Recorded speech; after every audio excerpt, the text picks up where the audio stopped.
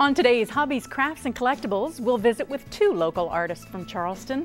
First, Jocelyn Tipton will be showing us some basic wire jewelry techniques, and Ernie Whitworth will be sharing his cast pewter pendants with us. You'll want to stay tuned.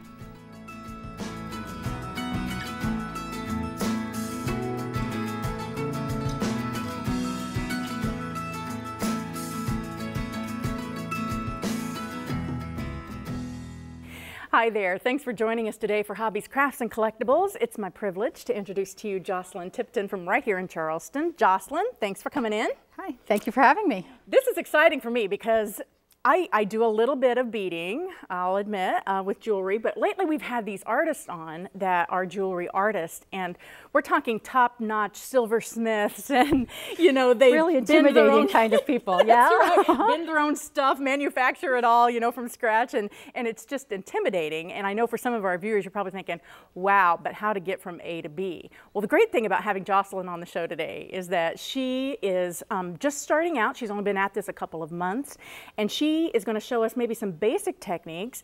You can see that in a couple months you can do some pretty lovely things with jewelry. So I am really thrilled that you're willing to come on the show and to show us what you're up to. Good.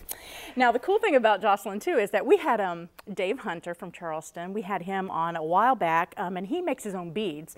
And Jocelyn actually took one of his classes and learned how to make beads, and you know, that is a process of learning and learning and learning. But what she discovered is you're more the instant gratification gal. I need to see that product done. Okay.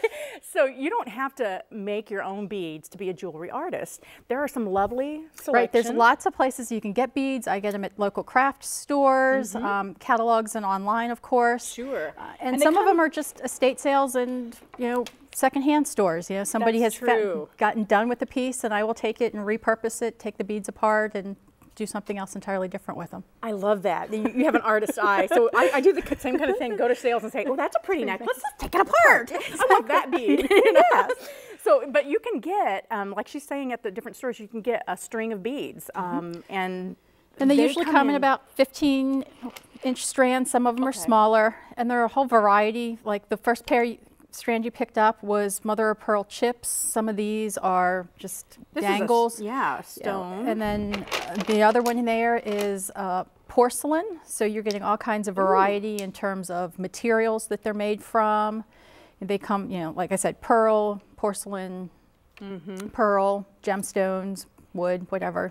And once you start standing in the aisle and drooling, you know, it's like being a kid literally in a candy store. You just feel like there's so much variety. The sky's the limit. It really is. I love it. And now we're going to show some of your specific work, but I wanted to show these up front because we were talking about this earlier. You bought a batch of beads, and the cool thing about these is they're one-of-a-kind beads. These aren't, because they're made out of natural materials, a lot of them have, you're never going to see that exact pattern or that exact coloration again. And so I wanted to show you like 3 different pieces that you're able to get out of just one look. Here's one example. Now these little, what are these little shiny silver? Is that like a hematite or? Those are hematite, yes. Okay.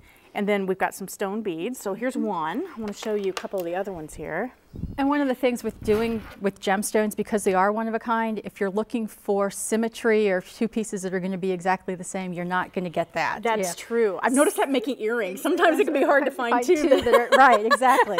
Yes, so you have to like the variety. More chain inserted in between the beading pattern that you've got going on here. And there's so many different ways you could do it. You could just do a simple, you know, one bead right after the other, or you could insert chain, or you could do some spacer beads in between there, sort of like this one. You know, I went with the big gemstones, but then I put spacers in between to help separate and make the color stand out a little bit more. So we've got a couple necklaces and a bracelet out of, you know, the same group of beads, which is, yeah, which is great. Again, sky's the limit. And then you can buy all the little bits and baubles too. You know, if you want, like this one has a lobster claw clasp, I would call it. Right. And so if you wanted to buy that sort of clasp, or here's another interesting clasp. I see these a lot on bracelets. These are, although they're starting to be inserted into necklaces as well. The toggles. The toggle clasp, yeah. And so that kind of works like so. You bring it through, and I like that kind of clasp. Yeah. Although I usually need help putting it on when I'm wearing a bracelet. But yeah, just beautiful. Okay, so let's show a a little bit of what you've made, and then I want you to kind of talk about the process just a little bit, okay? Okay. So we've got earrings. This is how I started out. This is a great project, isn't it? That's how I started too, was just, you know, simple earrings on the dangle, because you just start with a little pin, you put your beads on there, and then loop it at the end, and you're done. You've got a quick and easy pair. Instant gratification. And you don't need a lot of supplies. You know, 2 beads really get you a pair of earrings. That's exactly right. And the tools aren't that expensive. The great thing about basic beading is that you just need a few simple tools to get started. Now, you've made a purchase of some wire cutters. Right. You're going to have that. Yep, because you're stringing. I do a lot of stringing on wire, so that's what I'm using to cut the wire. Sure. And then now this one, is this?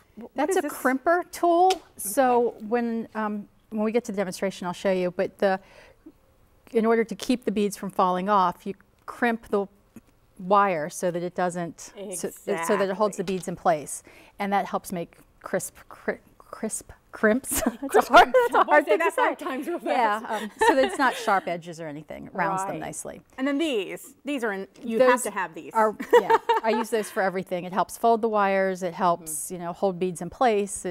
I'd call these a needle nose, wouldn't you? A needle nose plier. Okay.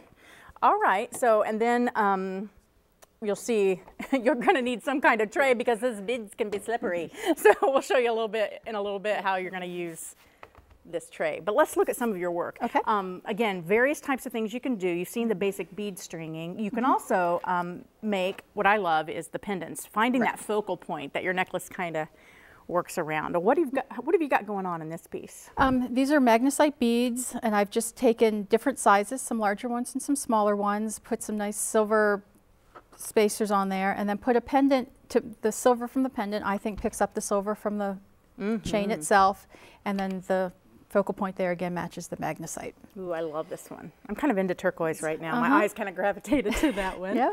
And now you can do the patterned beading like you've shown here, but this is fun. This is kind of a free-form beading. This is something, you know, when I don't want to have to think about a pattern, or if I'm just watching television and I need something to just keep my hands busy, which is where I do a lot of my beading, I'll just put a bunch of beads in a bowl and take a string and just start sticking them on there. Yeah. And then this was nice because it is very random. It's got different sizes, different shapes. They're all glass beads. You can wear them long. You can, you know, double them up. There's lots of options there to go with it. So I like for the a color girl flexibility. like me. Exactly. I actually have a beading friend down in Texas, and she made me a similar type of necklace that had just all kinds of beads, and there was one bead on there that had my initial, D, and so I love to wear that necklace. It's really, really fun. Or maybe you could incorporate you know, your children's initials or something into something like that. That'd be kind of fun as well. Now this is beautiful. What kind of stone is this? That I believe is, it's either jasper or agate. Yeah, I was going to say agate, actually. I don't pay much attention to the kind of bead. I like, you know, I pick them out because they're pretty or shiny, or they're the right color for me, or they speak to me at the time I'm in the catalog or in the store. So really, you don't have to be a geologist. Right. Yeah, it really doesn't matter to me what they are. I just like the way they look. Pretty rocks. So, and those were a nice shape, yeah, as opposed to the regular round beads. They've got some oval to them, so they'll give some dimension as they're hanging from your wrist. Sure. And now, like if you're going to make bracelets, for instance, there's all kinds of things you can use to actually build on your form. Like this one would be a wire. That's a memory wire, which is nice because it doesn't require any clasps. You can, it's like a spring. You can stretch it out, and then it always goes right back into shape. You just wrap it around your wrist as many times as you want to. That's about a 5 wrap. That's beautiful. And then something like this would be... Which is just on stretch cord. Again, you don't need to worry about clasps or anything. It just stretches. And you don't have to worry about size, which is nice. Right. Sometimes it's hard to find. Exactly. Just that right size. I have these big old, I call them my farm girl wrists. You know? And it's hard sometimes, the bracelets I find in the store don't fit. So it's kind of neat to be able to make your own. And sometimes people are worried that the stretch isn't going to hold. I mean, the material that the stretch is pretty high end. I've done stretches, you know, and I will play with them and pre-stretch them to make sure they aren't going to break. Sure. I've had good luck with them, and then you tie them off and put some glue in there to make sure the knot stays. They're going to last for a while. Gotcha. Now I want to convince my viewers how easy this process is. So I want to show them a little bit about your process. Show me, you know, kind of what you're doing. So what I do is I start with a bead palette here. It helps me lay out the beads so that if I'm doing a pattern, I don't have to worry about it. Yeah, and this is great because it has that fuzzy material, not going to roll all over the place on you. And it has the measurements on here as well, so if I'm making an 18-inch necklace or something, I know how to Yes. how many beads I need to do that. And I just lay out my pattern. So in this case, I've got some regular larger beads and then some small seed beads. Okay. That'll be spacers in there to help add and show it off a little bit more. Sure. I do a silver wire, and on here you'll see that there is a lobster clasp already and then a crimp bead on there. Okay. And I've just strung the wire through. Okay. Just strung it through the end. On the lobster clasp, there's a little ring there on the end. Okay. And then all I'm going to do then is double this back on itself and crimp it. Ooh, this is where that crimping tool comes in, right? Yeah. Let me get that for you. Sure. Be like a nurse surgeon situation here. There you go. Then all you do is crimp and crimp again so that it's rounded. Okay. Okay. And then you just start stringing based on your pattern. And it's really simple. You just, the beads already have holes in them. You just grab them and go. Okay, and so then when you get down to the wire, down to the wire at the end, do you incorporate that back in underneath the beads, or do you clip it off? Yeah, you clip. I incorporate it back in so that it's a little more reinforced. Yeah, this is pretty long, so I'll clip out a little bit of it so it's not too long. Gotcha. And that's what the wire cutters are for. And then you just keep going until the process is finished and you've got your bracelet.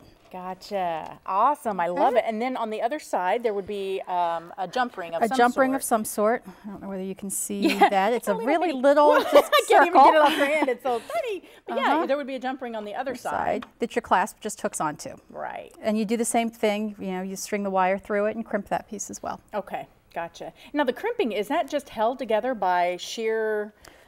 Yep, you're just bending a tube around the wire. Okay, gotcha. And then if you really want to get fancy, there are crimp covers so that at the end you can cover it up with another thing that simulates a bead so that you can't actually see the tube. Right. And sometimes, like in this case, the crimp fits into the hole of the bead. So, once you string it tight, you won't see the crimp anyway. See the crimp. See, folks, this is totally accessible. And I really appreciate you coming and showing us that, making jewelry doesn't have to be, you don't have to invest in tons of equipment. No, just a board and some tools. That's right. That's right. So I really appreciate it, Jocelyn. Thanks for bringing in all your lovely stuff. Thank you for having me. I enjoyed this. Get beading, folks. Everyone can do this. Yes, absolutely. Thank you, Jocelyn. You're welcome. Thank you.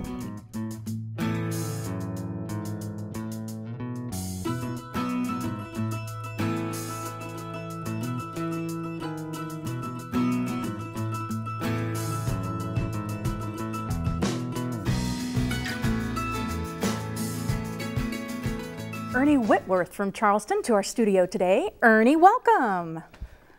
Hi, thanks. They always say on those shows, well, thanks for having me here. Yes. Like, I listen to public radio all the time, so you don't know what, That's great. Thank you for having me on. Oh, Ernie, we're so thrilled. I'm excited because we have a couple of my favorite things. I love craftsmanship, but I also love pewter, and this is really interesting to me. You make pewter pendants and other items, and I want to just get right to it. First of all, why pewter, Ernie? I used to, in graduate school, cast bronze, weld, and do all those things, but it wasn't portable. You really had to have a studio. You really had to have a workshop. As I'm going to show you, this is incredibly portable. Okay. I mean, it's with a couple of tools, and pewter melts at such a low temperature compared to bronze or silver that it's sort of like a poor person's metal, or it's something anybody can really do. So you can do it in your kitchen. I've been doing it for years, just with a hot plate like we've got. And, So what you do is you actually create original designs in a mold made of vulcanized rubber. Well, first you have to make an original, as I was trying to tell you. Okay. And frequently you do that by lost wax casting, which is the oldest process in the world, really. You make something out of wax, put a mold around it, burn it out in the fire, and pour in the metal. Okay. Which is, they're still doing it in various areas of Africa. Some beautiful craftsmanship that you would love is done, where they actually go to the honeybee's nest, eat the honey, make the wax little figurines and things out of wax and then cast them in metal. So that's how all my originals started. I see. And so then the mold is actually the second step. It's the relief of the sculpture you do out of the wax. Which made it even easier to sell it, cheaper to make a living, you know, with, I still call them trinkets. So, because then we can make more than one in the tree mold, right? We've got, I'm able to make 3. Absolutely. So these would actually be broken off of this other piece. Yeah, which we do with, here, I'll cut one right now. Okay. So what we do here is, in the process, we'll cast, but then you've got to cut all this off, right? Sure. Then you file it. Gotcha. Run a pendant through it, and at a craft show I could hang it right around your neck right now, and you'd walk off with. That's awesome. So here's a tree pendant that you've done already. Done that entire process, except stringing it. Right. And this is lovely. I love the tree. It's beautiful. So we're going to actually do some stuff. Well, as we're doing it, could you explain to me maybe the process that you go through, and explain a little bit of why? The why is like why vulcanized rubber, for instance. That may be a great place to start. Because we can make more than one of a kind. So what you're doing in printmaking, a painting, one of a kind painting, right? One of a kind. Painters frequently made prints because they could make editions of things and then sell them at a cheaper price, although Picasso prints are not going very cheaply. But seriously, so what it allows you to do, and like in this case, when I worked with Girl Scouts on their Metal Merit Badge, or Boy Scouts, they were able to make more than one of a kind, and they could trade. Some of the first things I did with Boy Scouts, they would go to the jamborees and they could trade what they made with other Boy Scouts from Sweden or Denmark or somewhere. Seriously. Sure. So, so it has something to do with lowering the cost. Also, the metal is way cheaper than silver, and it looks silverish. And because of its low melting point, it's not too hot for the rubber, which is wonderful. So there's just a lot of benefits to doing pewter and to using the rubber molds. So I want to show, this is one of the first things that you did here. This was for a couple of sweet ladies who had a button shop, right? And they commissioned New York City, right? Tender Buttons, and there's buttons in New York. Any button folks out there, there's a marvelous book they wrote called Tender Buttons. And, isn't that sweet? It's one of the most beautiful button shops. There is one in Vancouver, British Columbia, that's a pretty neat button shop. But the one in New York is definitely if you're into buttons. You know. And then a popular company that you did these pins for too. You were also commissioned for a gardening company to do these cool pins. This is a garden spade, which is so fun. And then you also did, you want to hand me that picture over there, I'll hold that up. Now with this would be the, what do you call that with the fork thing on it? Darn it. It's a pitchfork, but it's all, no, it's a garden spade, or they're they're garden tools. So that is really cool. And you had to make like 1,000 of those. Well, I also, we're not talking about companies, but also Governor Edgar, when I did the state of Illinois pin, Edgar's from here, he wanted 1,000. So friends of Edgar, you know, politics, we don't talk about money and things. But, so that got me to learn what's important is to make more than one of a kind. And I had to, you know, get some help from a company in Bloomington, Indiana that can mass produce. Okay, well, let's do some casting, Ernie. I've got this image right here of Old Maine. I love this, it's beautiful. And that's here on Eastern's campus. That's our main building. We call it the Castle Building a lot. But how did you get this image, first of all, before you cast it? Well, first I sat out in front of Old Maine and did a drawing. And then I had to, in order to get a metal plate, I had to have it photo engraved.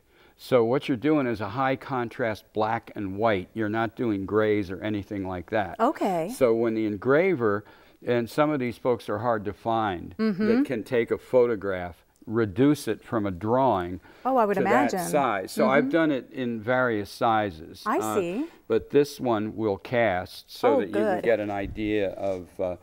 So we're taking the vulcanized rubber mold, backing it up with a wooden block, and then we're putting it in the vise, right? Mm-hmm.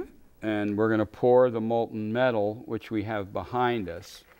And You told me that you started we doing just this in made your that. Yeah, you started doing this in your kitchen. All you need is a hot plate Right. to melt down the pewter. And then, now we're always very careful Mm-hmm. when we do this. And, okay, so there we go. So it's really looks like mercury or something. Wow, it actually. does. It looks like liquid mercury. And it doesn't take much, does it, to fill that Right. impression? And so how long would that take to cool before Well, it's you're hardened?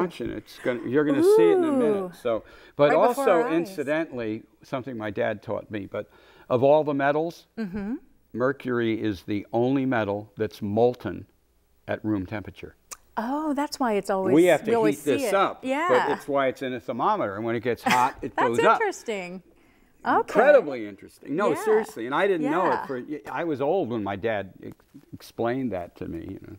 That is very fascinating. So this is the image that we're going to have, right? We're trying to make an old Maine. We Right. are making. I love this. Now, would you have made this into a pendant or a pen or? No, the little ones are pins. Okay. This, actually, the big ones I made into bookends, where I Oh, just so put they them were- on walnut blocks.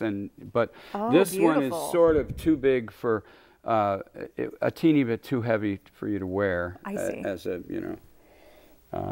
but I don't know. okay. We call that bling. I think we could get away Bling? with it. Yeah. a Oh, little well, bling. you can have it. So, look. Oh, Bling. I like already. it. Look Okay, at that. so now we're carefully taking it apart.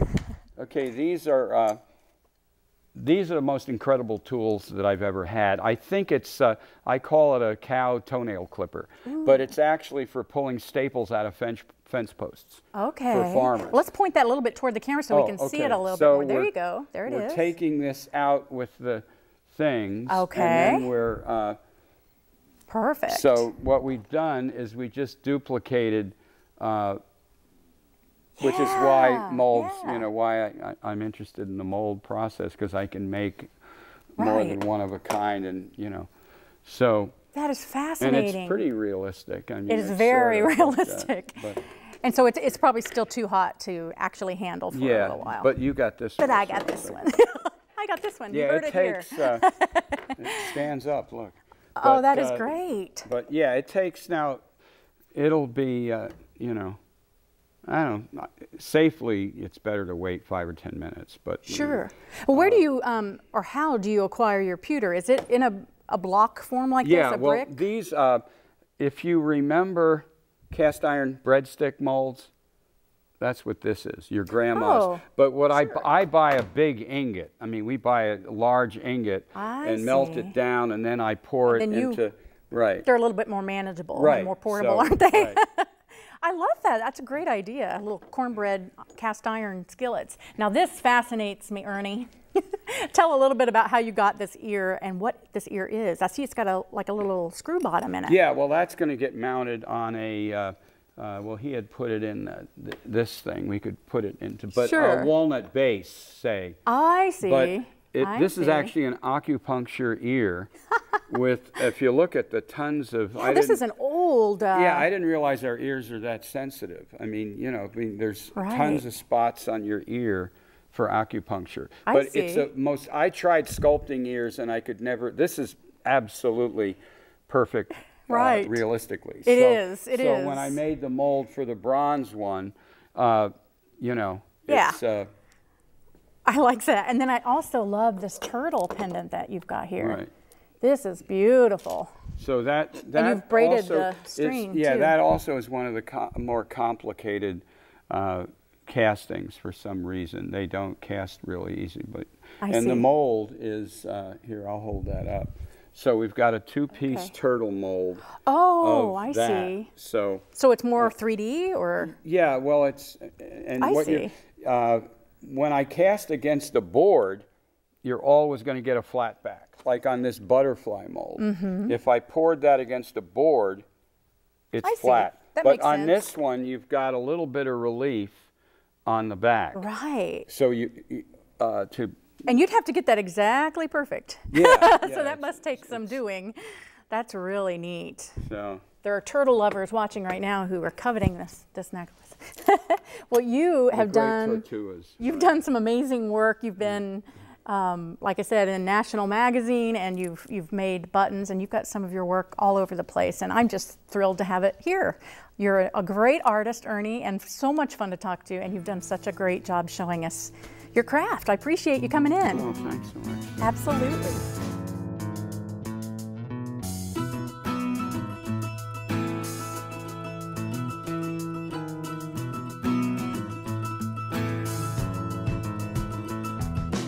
Well, we sure enjoyed our guest today on Hobbies, Crafts, and Collectibles. We hope you did too. If you know someone that we should talk to, we would love to hear from you. Some of our best ideas come from viewers just like you. So contact us at the information on your screen. And we'll see you next time on Hobbies, Crafts, and Collectibles.